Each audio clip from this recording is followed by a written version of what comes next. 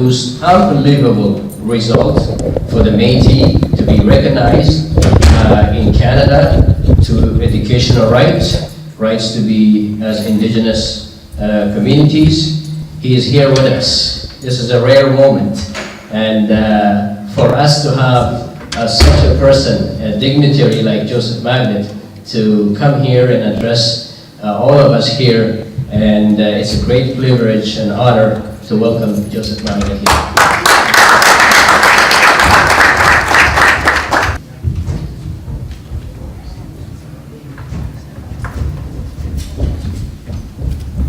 Thank you very much for inviting me. Thank you very much, Ahmed, for those kind words. I'm looking forward to sharing with you developments resulting from our work together. It's my honor and my privilege to be again among my FR friends.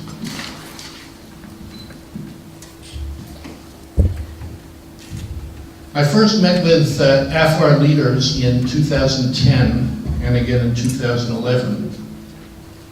I traveled with them and with you all around FR state in Ethiopia.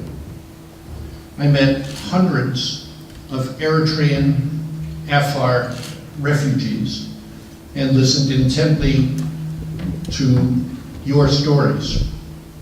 Stories of mistreatment, persecution, land confiscations, and fear. We talked about what you needed in Eritrea: Afar autonomy, self-government, human rights, and democracy.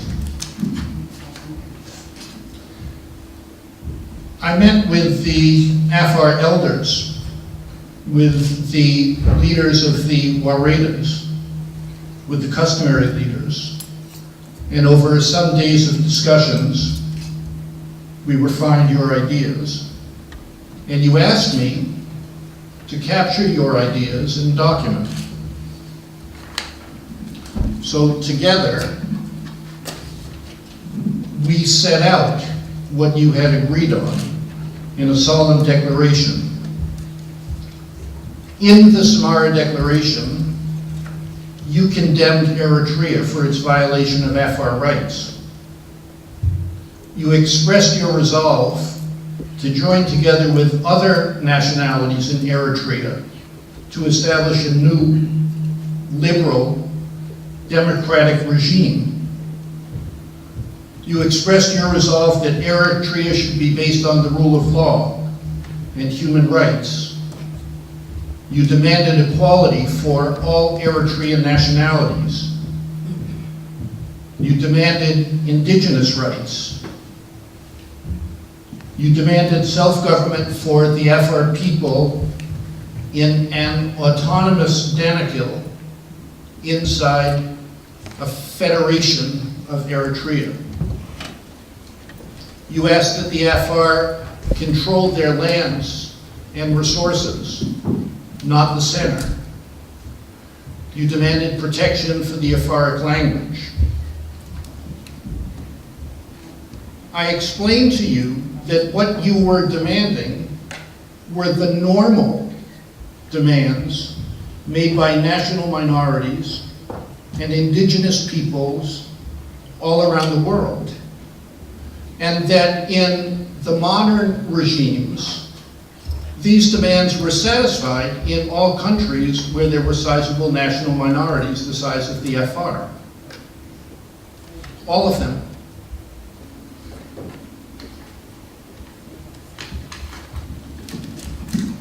The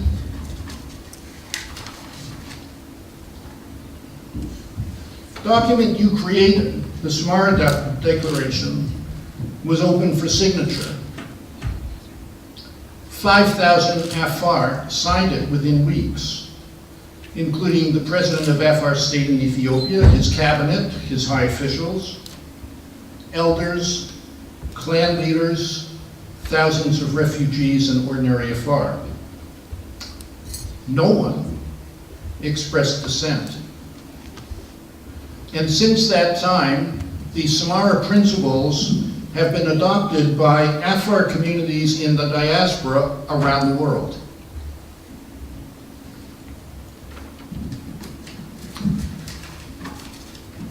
Some Tigrinian leaders objected to the idea of an Eritrean federation.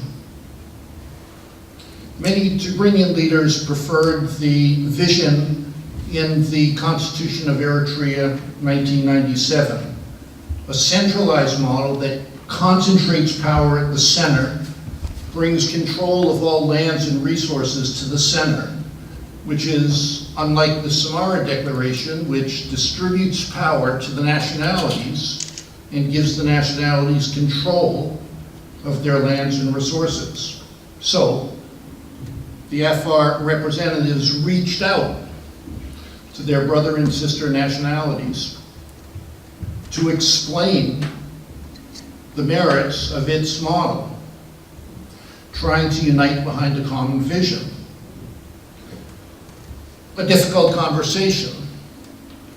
This conversation has been enabled by 2 world conferences held in Ottawa, most recently in 2014, where the leaders of the other nationalities were invited, in the presence of the foremost experts on constitutional law, human rights, indigenous rights, development from around the world, Oxford University, other universities. And the result of the conferences and of these discussions was significant progress in explaining and gathering assent from others to the Afar vision. I think it's fair to say that the Afar vision now has traction in important sectors of opinion around the world, and I think we have to acknowledge that we still have very important, difficult, hard work ahead of us to engage with our brother and sister nationalities, to continue to explain, to listen, to understand, to seek compromise, so that we have a unified front in the Eritrean opposition movements.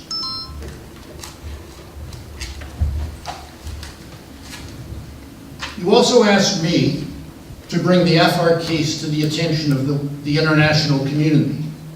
In 2010, the Afar case was unknown. You asked me to take action to protect the Afar from abuse inside of Eritrea, and on your behalf, I submitted several cases to the United Nations Human Rights Council and to various United Nations agencies requesting that the UN take action to address the violation of Afar rights and freedoms. The United Nations took this seriously. The UN appointed a special rapporteur to investigate Eritrea's human rights abuses. I engaged with that special rapporteur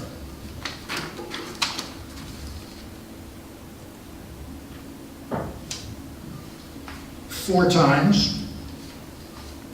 I conferenced with her. I asked her to allow me to examine in front of her eyewitnesses to Eritrea's atrocities against the Afar. And she allowed me to do this. So I examined eyewitnesses in front of her, people who were witnesses to murders, to disappearances, and to ethnic cleansing. And when I was finished examining those witnesses, I invited her to question them herself, to cross-examine them, and she did so and satisfied herself as to the truth of what she had heard. I corroborated the testimony about murders, disappearances, rapes, and ethnic cleansing by analysis of 21,000 intake interviews that were done of the Afar refugees coming into neighboring countries, which were consistent with the testimony that the special rapporteur had heard. So he had both this documentary base of 21,000 intake, and she had the live witnesses saying, this is what happened.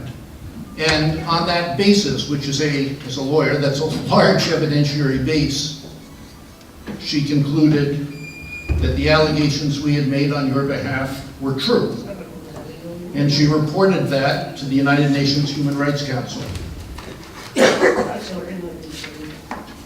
She reported to the Human Rights Council, this is from her report, that Eritrea displaced the Afar from their traditional lands by killings, disappearances, torture, and rape. This is a quote from paragraph 77 of her report in 2013. She reported, as we had alleged, that Eritrea was destroying and confiscating the Afar traditional economy, taking its businesses for itself. After the Human Rights Council had the Special Rapporteur's report, I asked the Human Rights Council to confirm her findings. And it did so unanimously. All countries of the world are represented there. All countries validated her report and approved it.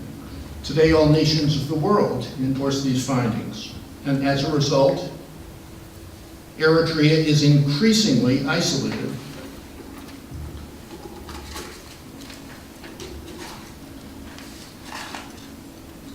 The Human Rights Council went further.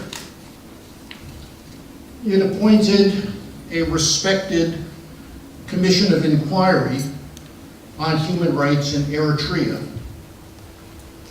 Because of the work we had done, the commission of inquiry came to me, and asked us to document Eritrea's treatment of the Afar. The only evidence of the Afar it had came from us. So we worked closely with the Commission of Inquiry to prove ethnic cleansing, mass murders, and persecution of the Afar. We organized more Afar witnesses to Eritrean atrocities, including, for example, an Afar Sultan, Sultan Shami, who testified that he was a witness to a mass grave in Eritrea where mass murders had taken place, where the remains were buried. He testified that he confronted the Eritrean officials about it. They laughed a bit at him and said, yeah, we did that, but we're not doing anything about it. He testified, in other words, that they admitted what they had done. I showed the United Nations Commission of Inquiry where the grave was located. I asked them to do a flyover of it and to verify it. And I specifically alleged that Eritrea was guilty of crimes against humanity, documented it by evidence of persecution and by legal argument. And the Commission, as you've heard, agreed with us.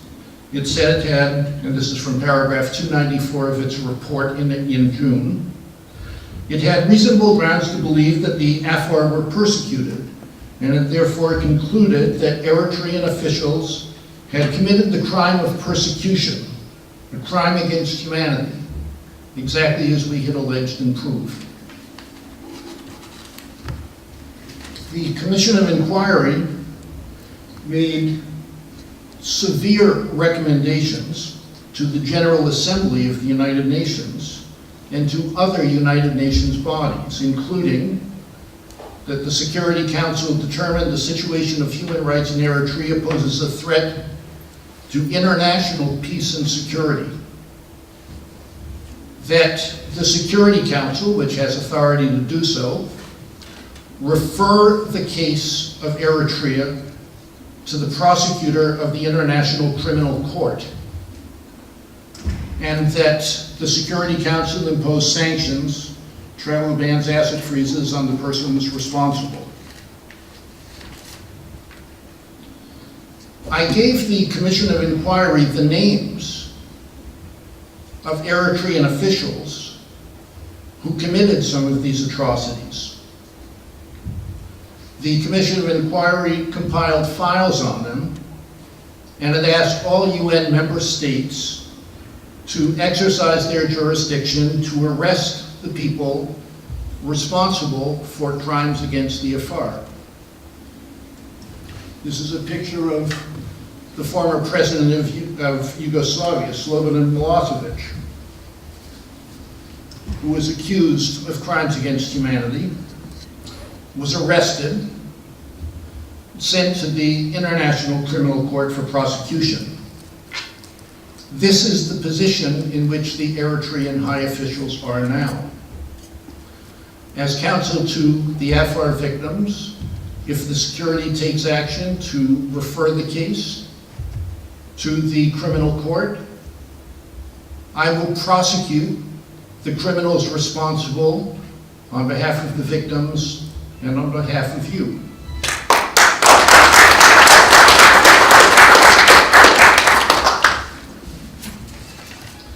There's more to this. By international law,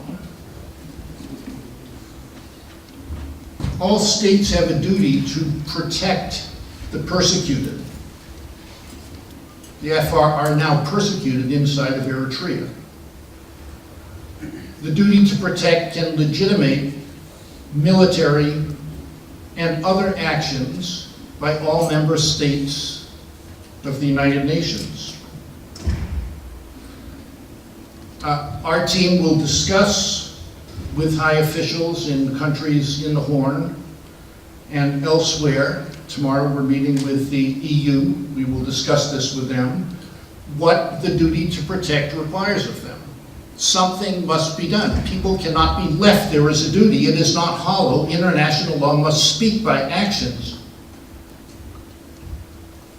So I repeat, the Afar persuaded the United Nations that the Afar are persecuted inside of Eritrea, that this persecution is a crime against humanity, that all member states of the United Nations have a duty to protect the Afar and to punish the criminals.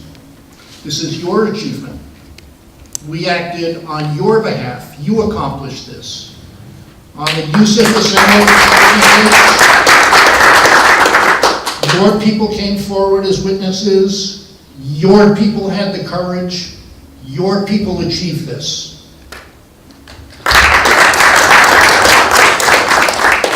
You should recognize that you have voice, you have power, and you must now go forward to responsibly use it.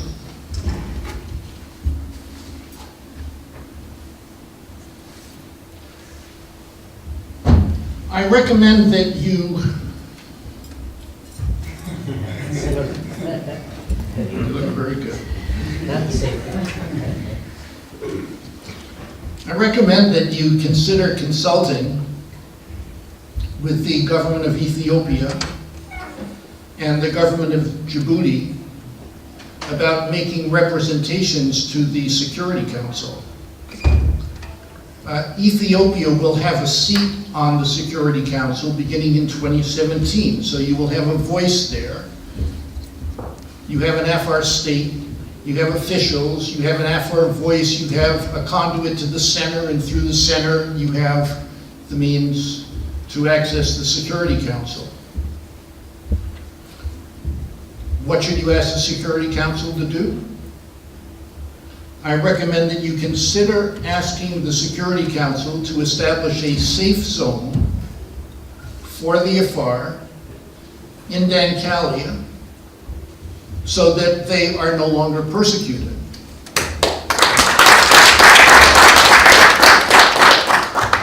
I recommend that you consider asking the Security Council that within that safe zone, the Afar have autonomy over their affairs so that they themselves can protect themselves. And if this happens, under the duty to protect, it certainly could be legitimately happen, this autonomy regime in Dankalia could grow into a self-governing authority, as is foreseen in the Samara Declaration.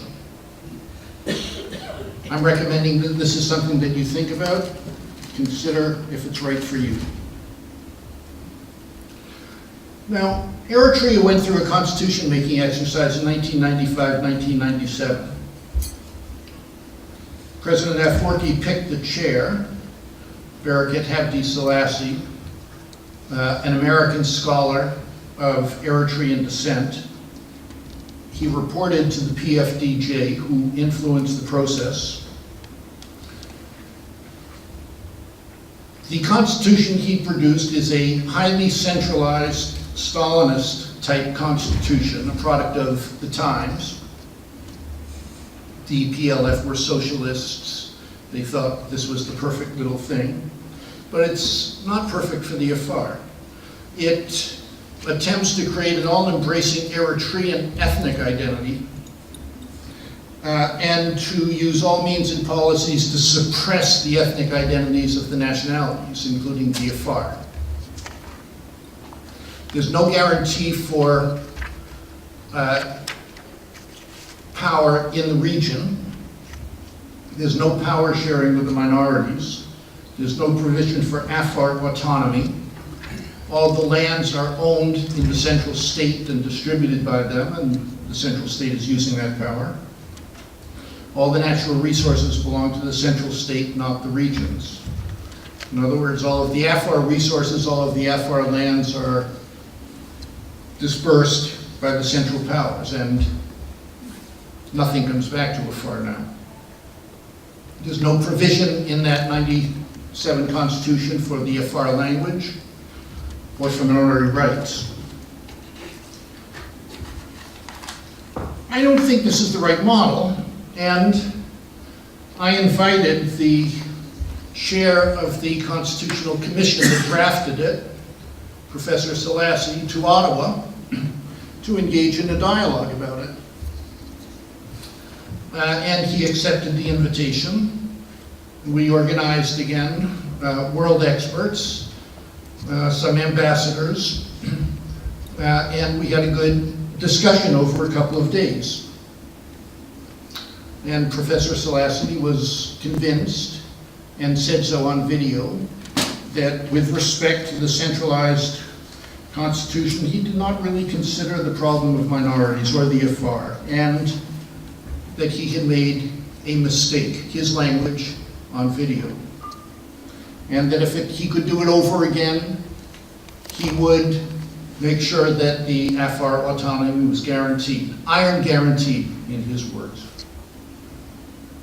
I think it's very significant that you, the Afar, reached out to the large nationalities, engaged them in dialogue, and secured these concessions about the right path forward and the errors of the past.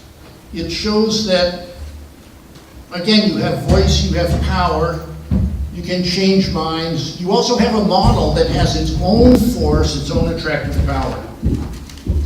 In other words, I think the Afar now have the right model for development in Eritrea, but also in other countries in the Horn, a form of multinational federalism, or a form of power-sharing constitutions. And the experience in other countries has shown that it works. Canada, here in Belgium, elsewhere. The idea has unanimous support among the Afar communities that have considered it, which is most of them. It has support, the Afar idea has support within the larger nationalities and in some of the intellectual elite that produced the failed 1997 Constitution of Eritrea. So, just to sum up,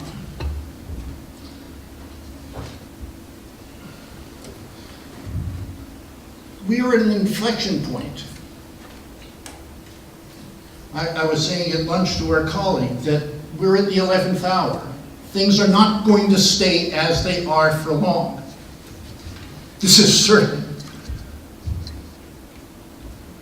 The geostrategic context helps us because the Security Council is now considering action against Eritrea, against the dictatorship for its persecution of the Afar. The dictatorship is increasingly isolated. Its leaders are becoming imprisoned inside of Eritrea in the sense that if they go out, they're subject to arrest. Eritrea's troubles are also a warning to others, and I recommend that you consider this carefully. That you use it to work with the government of Ethiopia and the government of Djibouti. In other words, the Afar model could suggest changes to the constitutions of Ethiopia and Djibouti, particularly with respect to lands, resources, and reconfiguration of power decentralization. So I recommend you think this through and see if it works for you.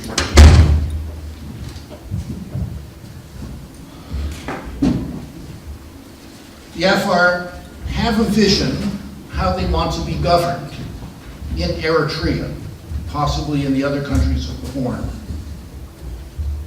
They have a political base to establish a power-sharing constitution when, as will happen, the Eritrean dictatorship implodes, or is crushed, or it dies of old age. I recommend that you broaden that political base, that you make alliances with other nationalities, not just in Eritrea, but throughout the Horn. You have rights as national minorities, as indigenous peoples, and as victims of persecution.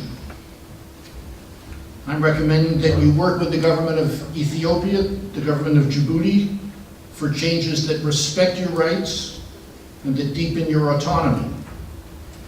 I'm also recommending that you build your internal governance so that your power, your voice, your vision, your dream, your reality is a model for others to imitate.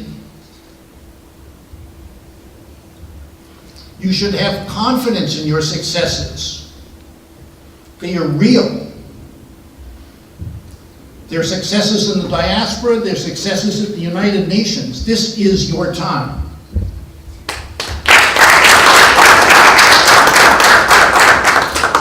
Seize this moment. Build your movement.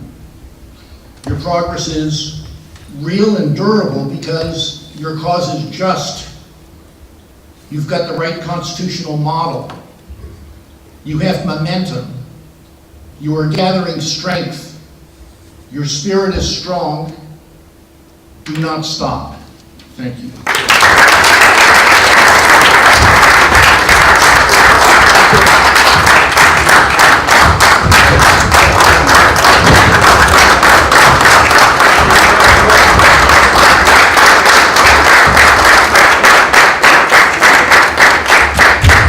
Thank you very much, Professor. Thank you. Ahmed, I will present appreciation. I can't let Joe go without recognizing all this invaluable work that he does on behalf of all of you here. Like I said, the man speaks for the Afar all over, Djibouti, Ethiopia, Eritrea, in diaspora. So I want to take this opportunity, small joke. This doesn't say a lot, but it says a lot in our hearts. It says a lot to work you do on the Afar, on behalf of our people, on behalf of the elders. I actually want to welcome a couple of the elders to join us. Okay? Can you please come up here? You can come up here. Where's Abdullah? Sheikh Abdullah.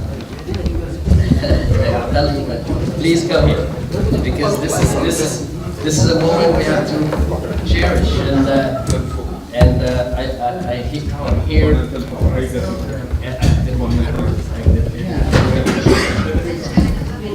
So thank you, Joe.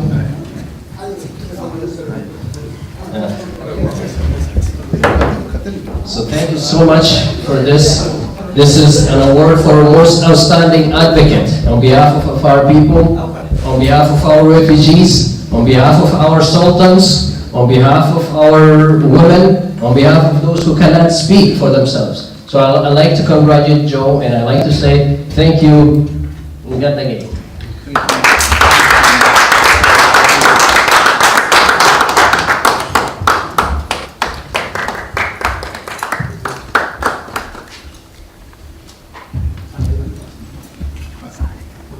I don't want to let all the picture taking hide how deeply moved I am by this, how much I value our friendships, and how wonderful it is to work with close friends and people that you love. Thank you very much.